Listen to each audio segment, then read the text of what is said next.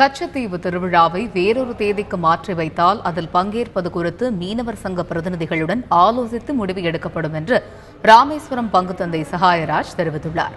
தந்தி டிவிக்கு பேட்டியளித்த அவர், மீனவர்கள் போராட்டத்திற்கு வலு சேர்க்கும் விதமாக கச்சத்தீவு விழாவை புறக்கணித்ததாக தெரிவித்தார். இருப்பினும் நெடுந்தீவு பங்குத்தந்தை மற்றும் அரசு அதிகாரிகள் தரப்பில் இருந்து தொடர்ந்து அழைப்பு வருவதாக அவர் குறிப்பிட்டார். கச்சத்தீவு திருவிழாவை வேறொரு தேதிக்கு ஒத்திவைத்தால் அதில் பங்கேற்பது குறித்து மீனவர் சங்க பிரதிநிதிகளுடன் ஆலோசிக்கப்படும் என்று ராமேஸ்வரம் பங்குத்தந்தை சகாயராஜ் கூறினார். எங்களுடைய மீனவர் சுட்டுக் கொல்லப்பட்டதன் காரணமாக இந்த திருவிழாவில் கலந்து கொள்ள இயலவில்லை என்பதை நாங்கள் ஏற்கனவே தெரிவித்திருந்தோம். இருப்பினும் தொடர்ந்து நெடுந்தீவு பங்குத்தந்தையிடமிருந்தும் ஒரு சில அரசு அதிகாரிகளிடமிருந்தும் எங்களுக்கு தொடர்ந்து அழைப்பு வந்து கொண்டிருக்கிறது. அதிலும் குறிப்பாக இலங்கையில் இருக்கக்கூடிய எங்களுடைய தமிழ் சொந்தங்களிடமிருந்து கண்டிப்பாக இந்த விழாவிற்கு வாருங்கள் என்று தொடர்ந்து அழைப்பு கொடுத்து கொண்டிருக்கிறார்கள்.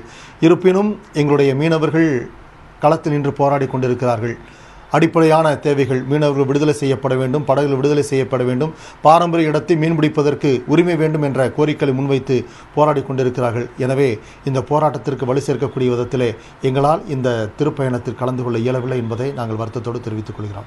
எங்களுக்கு மாற்று ஏற்பாடுகளை செய்து இந்த வேறு ஒரு நாளில் இந்த விழாவை கொண்டாடுவதற்கு அரசு ஏற்பாடு செய்யும் என்றால் இந்த திருப்பயணிகளோடு நாங்கள் கலந்து கொள்வதற்கு விரும்புகிறோம். ஏனென்றால் இந்த விழா என்பது எங்களுடைய உறவு சம்பந்தப்பட்டது.